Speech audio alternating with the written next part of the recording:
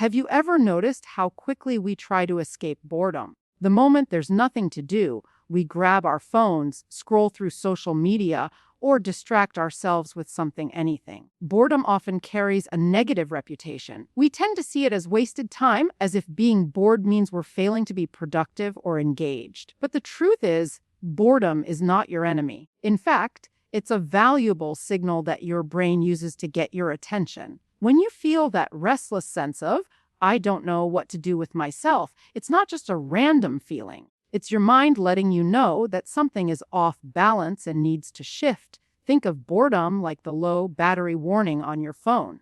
You don't get angry at the phone for giving you that message. You accept that it's telling you something important. It's time to plug in. In the same way, boredom tells you that your mental or emotional energy needs to be redirected. It's not punishment, and it's not laziness. It's feedback. One of the main things boredom signals is that your brain is craving novelty or growth. The human brain is wired for stimulation, but not just endless noise or distraction. It wants meaningful stimulation. When you're bored, it often means that what you're doing doesn't match the level of engagement or challenge your mind is seeking. For example, think about being stuck in a long meeting where nothing feels relevant to you. That's boredom telling you, I need something different, something more purposeful. If you listen, it might push you to take on new challenges, explore new hobbies, or learn skills that stretch your capacity. But boredom isn't only about wanting something new. Sometimes it's about wanting less. Your brain may be overloaded with constant input. Social media, emails, videos, podcasts, all coming at you nonstop. In that case, boredom is your mind's way of saying, I'm tired of being entertained. I need a break.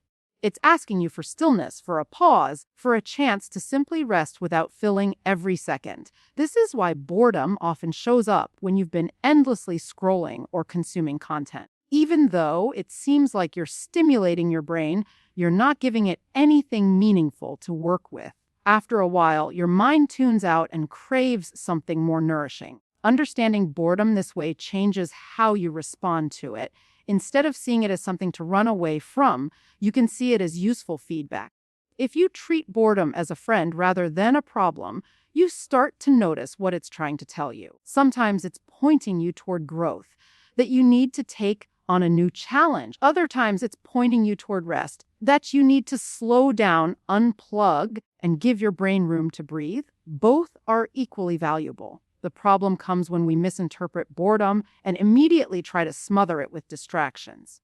The moment that empty feeling creeps in, we reach for our phones, check notifications, or turn on a show. That quick fix doesn't solve the message boredom is trying to send. It only covers it up. Imagine if you ignored your phone's low battery warning and just kept using it without plugging it in. Eventually, it would shut down. That's what happens to us emotionally when we never listen to boredom. We burn out, we feel restless, and we lose touch with what we really need. When you embrace boredom as a signal instead of an enemy, you gain a powerful tool for self-awareness. You stop fighting those empty moments and start using them to ask better questions. What is my brain telling me right now? Do I need more challenge or do I need more rest? What would bring me closer to meaning, growth, or balance? These questions open the door to deeper insight and healthier choices. Boredom, then, isn't something to fear or avoid. It's a message that guides you toward alignment, either with growth or with rest. By paying attention to it instead of running from it, you learn how to live more intentionally and discover opportunities for both renewal and creativity. When most people think of boredom, they imagine a dull, frustrating state that needs to be escaped as quickly as possible. But what often gets overlooked is that boredom can be one of the most fertile grounds for creativity. When your mind is not bombarded with constant stimulation, it has the freedom to wander, and it's in that wandering that creativity is born. Some of the best ideas, solutions, and insights don't appear when you're actively trying to force them. They surface in the quiet spaces, when your brain is free from distraction and allowed to make connections on its own. Think about the times when ideas have popped into your mind seemingly out of nowhere. Maybe you were taking a shower, lying in bed before falling asleep, or staring out the window while commuting. These are typically not moments filled with intense mental effort. They're moments of pause when your brain isn't occupied with structured tasks. That is the space where creativity thrives. Boredom creates that space because it gently pushes you away from external noise and forces you to rely on your own inner world.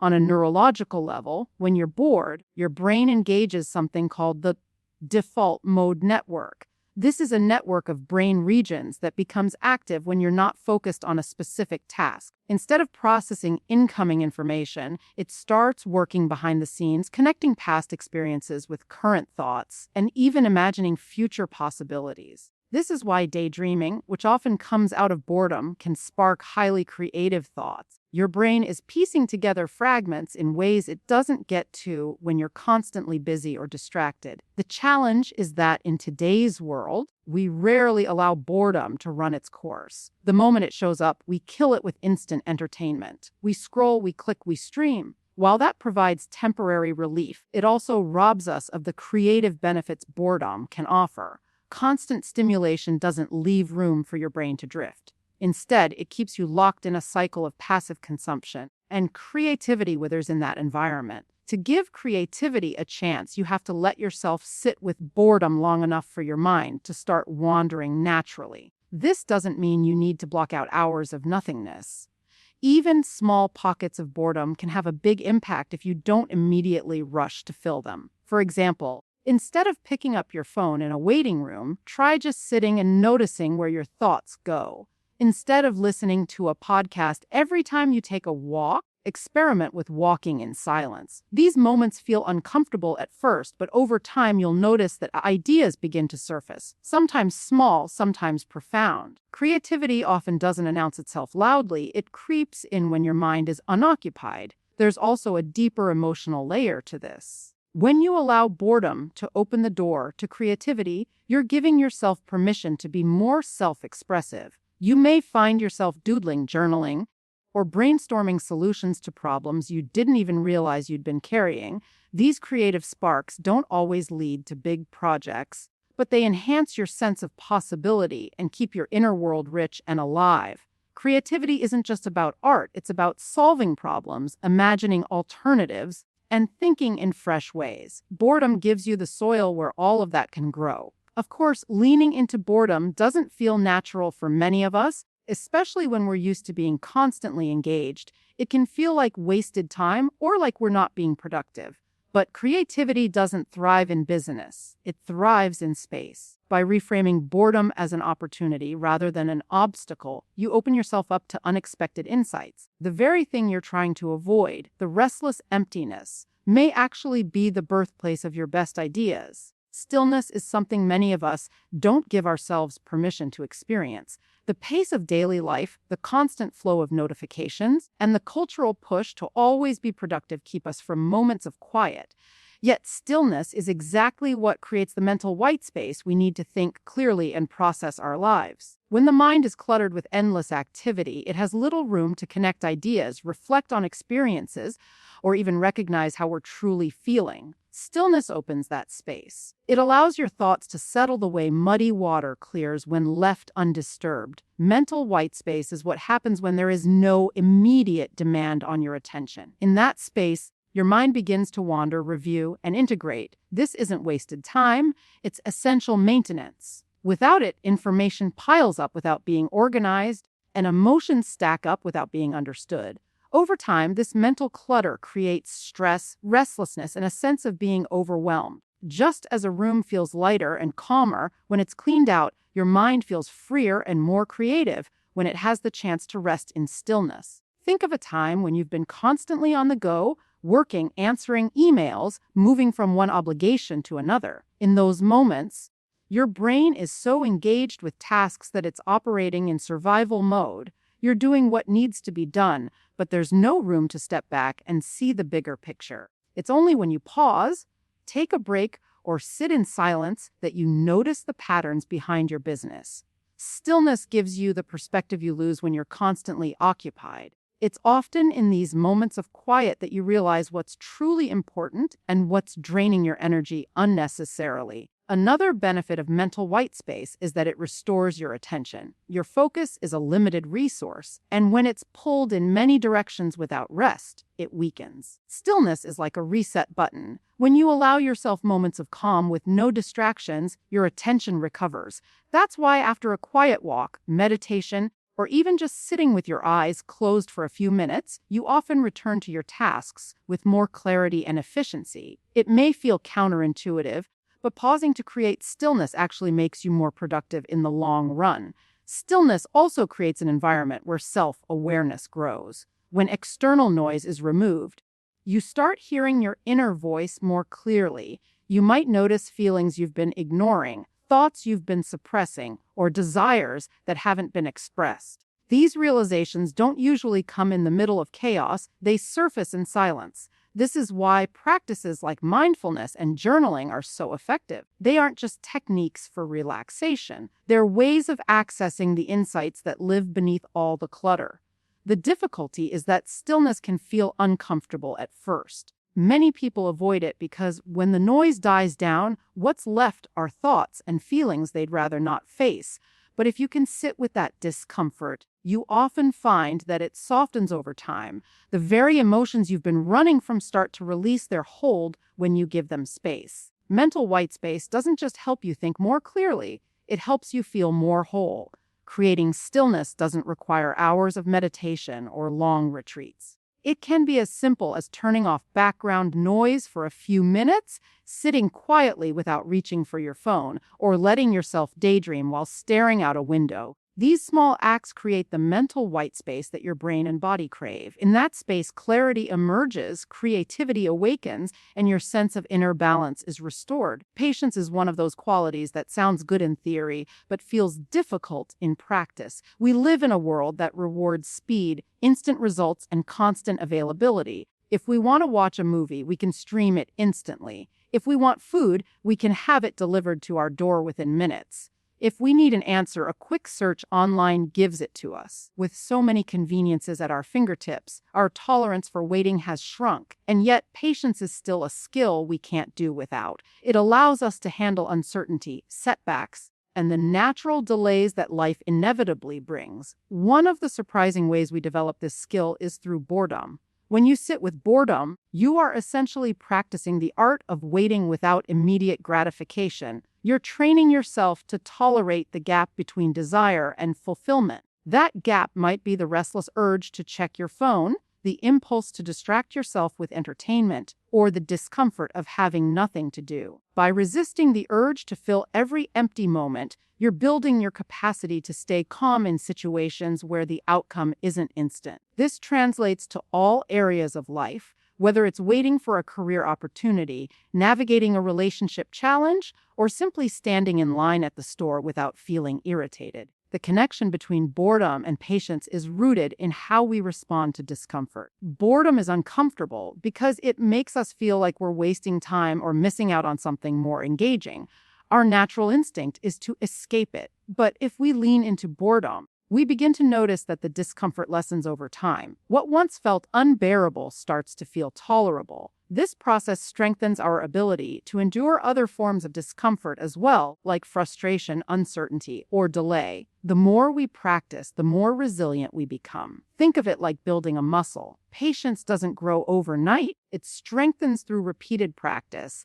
Every time you let yourself sit in boredom instead of running from it, you're exercising that patience muscle. It's a quiet kind of training, but its effects are powerful. Over time, you notice you're less reactive, less rushed, and less controlled by the urge to have everything immediately. You begin to develop a calm steadiness that helps you approach challenges with more perspective. Boredom also teaches patience by slowing us down. When you're not constantly stimulated, time feels like it stretches. At first, that can feel irritating, but if you sit with it, you begin to see the value in moving at a slower pace. You notice more around you. You engage more deeply with whatever you eventually choose to do. Instead of rushing through tasks, you take them one at a time.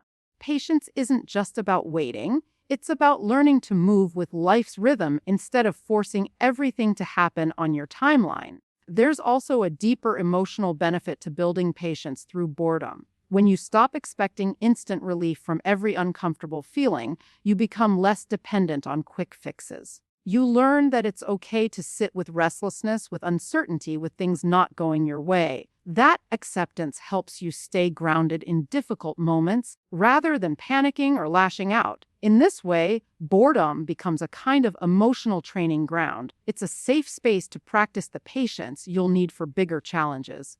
In the end, patience is not about suppressing your desire for things to happen quickly. It's about developing the strength to hold steady when they don't.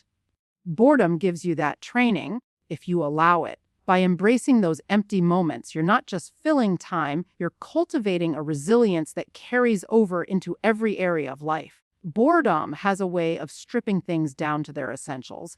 When you're constantly entertained or distracted, everything feels urgent, everything feels important. You're pulled in 100 directions without questioning whether those directions actually matter to you. But boredom interrupts that cycle. It forces you to step back from the noise and ask yourself what's truly worth your time and energy. That uncomfortable feeling of having nothing to do can actually become an invitation to reflect on what really matters. When we experience boredom, our first instinct is usually to fill the space with something, scrolling through social media, turning on a show, or finding a small task to occupy the mind. But if we resist that urge and allow ourselves to sit in the emptiness, something interesting happens. We start to see which activities are meaningful and which are just fillers. The things that only serve as distractions begin to lose their appeal. The things that genuinely bring fulfillment, purpose, or connection start to rise to the surface. In this way, boredom acts like a filter, sifting out the noise so the signal becomes clearer. Consider how much of our daily life is filled with obligations or habits we rarely question. We rush from task to task, filling every gap with some form of stimulation. Without pause, we don't notice how much of it leaves us drained rather than enriched. Boredom presses pause on that autopilot. It creates a break in the pattern, and in that break, you notice. You notice that some activities you thought you enjoyed don't actually bring you satisfaction. You notice that certain relationships or commitments take more than they give. You notice that your energy is scattered across too many things, and once you notice, you can start making different choices. Another way boredom clarifies priorities is by showing you what you naturally return to when all distractions are removed. If you sit in silence long enough, your mind often drifts toward the things you truly care about. Maybe it's a creative project you've been neglecting, a friendship you want to nurture, or a goal that keeps resurfacing in your thoughts. These recurring themes or signals, they point you toward the areas of life that hold real meaning for you. Boredom clears away the superficial so you can hear those signals more clearly. The irony is that we often avoid boredom because we think it's wasted time, when in reality it can save us time. By clarifying what matters, boredom helps us stop investing energy in things that don't. Instead of spreading ourselves thin across endless distractions, we start focusing on the few things that align with our values and long-term goals. This is why some people have their best insights about life direction or big decisions in moments of idleness. The mind finally has the space to sort through priorities and highlight what's essential. There's also a deeper layer here. Boredom not only clarifies external priorities, like how you spend your time, but also internal ones, like what kind of person you want to be. When the distractions quiet down, you may realize that your current path doesn't reflect who you truly are. Or you may recognize that you've been neglecting parts of yourself that need more attention. These realizations are uncomfortable, but they're also gifts. They guide you back toward alignment between your actions and your deeper values. So rather than running from boredom, you can use it as a compass. Instead of filling every gap with something to pass the time, let the gap do its work. Let it show you what isn't serving you and what truly deserves your focus. In that way, boredom becomes more than just an empty feeling. It becomes a tool for clarity and a reminder to live with intention. Leaning into boredom doesn't come naturally. Most of us are conditioned to avoid it at all costs. The moment we feel that restless itch of having nothing to do, we instinctively reach for something to fill the gap. A phone, a conversation, a task, anything that distracts us from the discomfort. But boredom, like many uncomfortable feelings, is not something to escape. It's something to practice sitting with Learning to lean into boredom is less about enduring emptiness and more about developing the skill of being present with yourself without needing constant stimulation. At first, boredom can feel unbearable. Minutes seem to stretch out, and the mind pushes you toward anything that promises quick relief. This is why it has to be approached as a practice. Just like you wouldn't expect to run a marathon without training, you can't expect to be instantly comfortable with stillness and boredom. It takes small steps, repeated over time, to build that tolerance. Maybe it starts with leaving your phone in another room while you drink your morning coffee, or taking a short walk without music or podcasts. These tiny moments of boredom teach you to sit with yourself, to notice your thoughts, and to resist the urge to escape right away. What makes this practice valuable is that boredom is not empty in the way we think it is. Beneath the surface of restlessness lies creativity, self-awareness, and clarity. But you only access those layers if you stay with the boredom long enough. Leaning into it is like waiting for your eyes to adjust in a dark room. At first, all you see is discomfort, but slowly, as your mind settles, other things begin to come into focus, ideas, insights, emotions you've been ignoring. The practice of boredom is really the practice of patience with yourself, giving your mind the chance to reveal what's underneath the noise. It's also important to acknowledge that leaning into boredom doesn't mean doing nothing forever. It means creating intentional space where nothing is demanded of you. That space is what allows your inner world to come alive. Over time, you'll notice that boredom becomes less threatening and more familiar. What once felt like wasted time begins to feel like a reset button. You start to welcome those small pauses in your day because you know they restore you in ways constant activity never could. The practice also helps you break free from the habit of instant gratification. When you train yourself not to escape boredom immediately, you build resilience against that constant need for quick fixes. This resilience carries over into other areas of life. You find yourself less reactive in stressful situations, less desperate for constant entertainment, and more comfortable with simply being. It's not that you'll never feel restless again, but that restlessness won't control you. You'll have the skill of sitting with it until it passes, and in that waiting, you'll often discover something meaningful. Like any practice, it's not about perfection. There will be times when you give in to distraction, and that's okay. The key is to keep returning to the practice, little by little, until leaning into boredom becomes second nature. Over time, those moments you once resisted start to feel like opportunities. Opportunities to reset, to reflect, to breathe. Boredom stops being an enemy and starts becoming a teacher, guiding you toward greater patience, creativity, and presence.